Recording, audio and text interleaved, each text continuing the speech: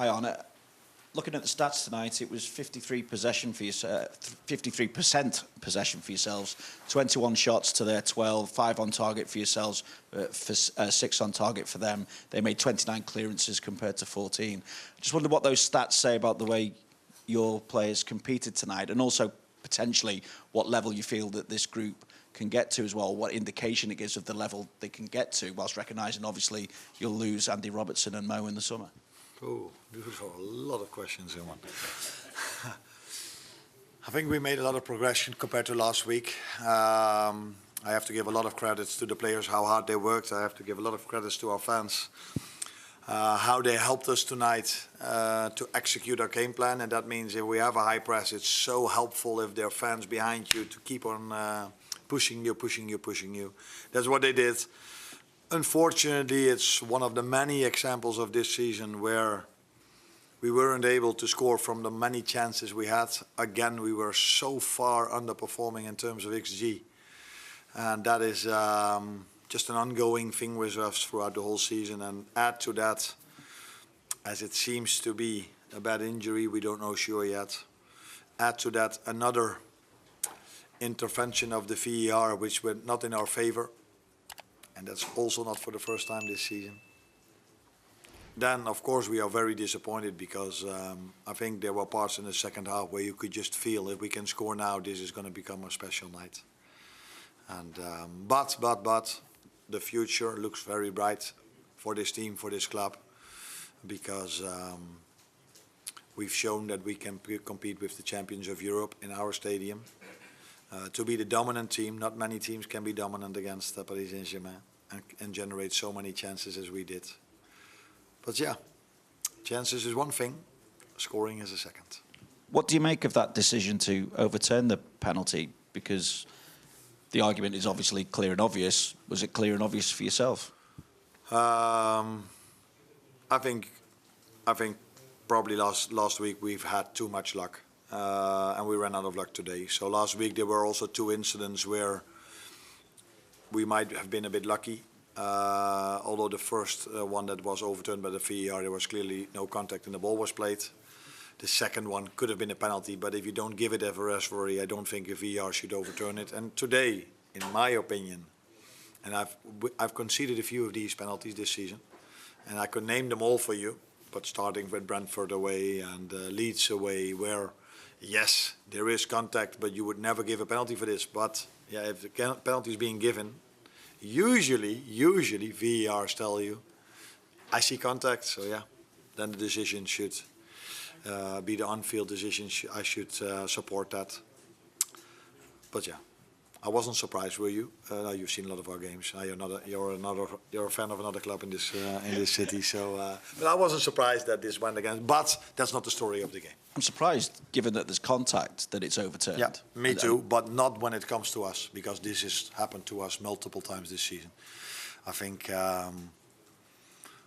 it was Rodri or Bernardo Silva who said that they've been very unlucky with referees this season. I heard them saying this 1 month ago, something like that. Then I thought, oh, if you can say that, then remember the both games you played against us, how many decisions then went against us. So what does it tell about us if they already think it went against them? And but it is what it is. And you mentioned Hugo. What's the early indication? Was it an Achilles injury? And also, was Joe Gomez injured when he came off? No, he wasn't injured, but I wanted to make a different substitution. And then he said to me, I'm not convinced if I can keep sprinting. I feel a little bit, so I think it's better to go off than not to take the risk. So yeah, then I think that was my 4th or my 5th. That would have been my 4th substitution. So then to keep someone on that might get injured afterwards is never a smart thing.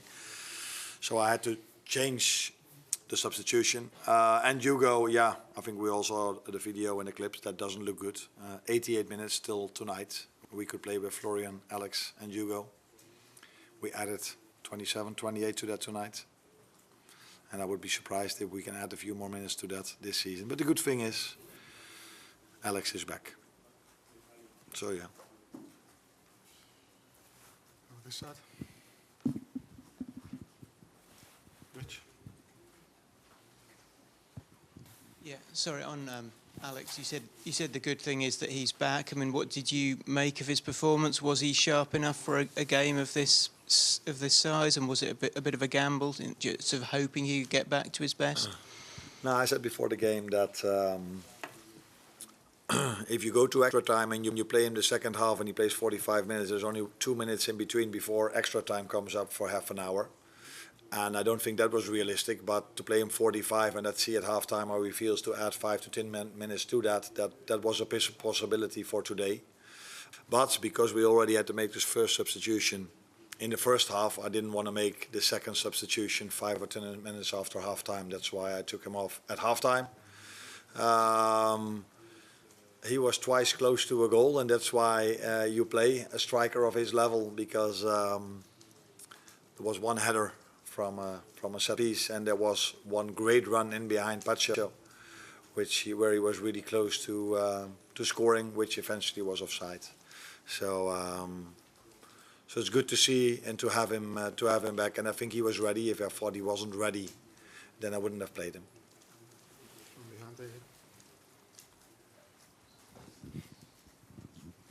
Hello, Giovanni Castelli from L'Equipe. Just a question about Hugo Ekitike. Do you know anything about the gravity of his injury?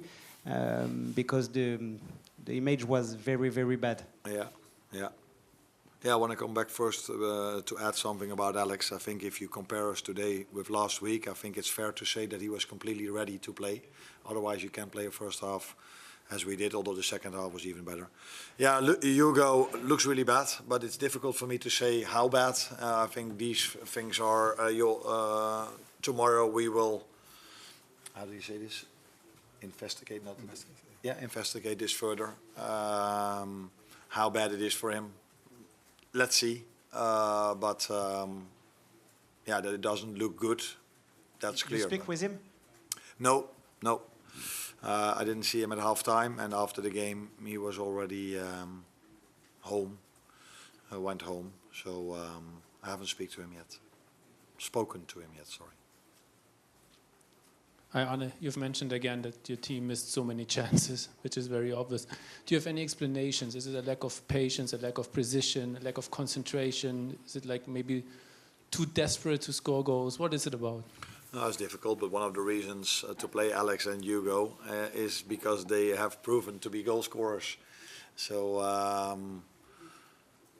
yeah, I don't know what it is, but it is part of our season this season. But of course, part of it is also that Alex hasn't been available, because if there's one proven goal scorer in the Premier League as a number 9 that I have in my team, it's of course Alex, who scored so many times for Newcastle.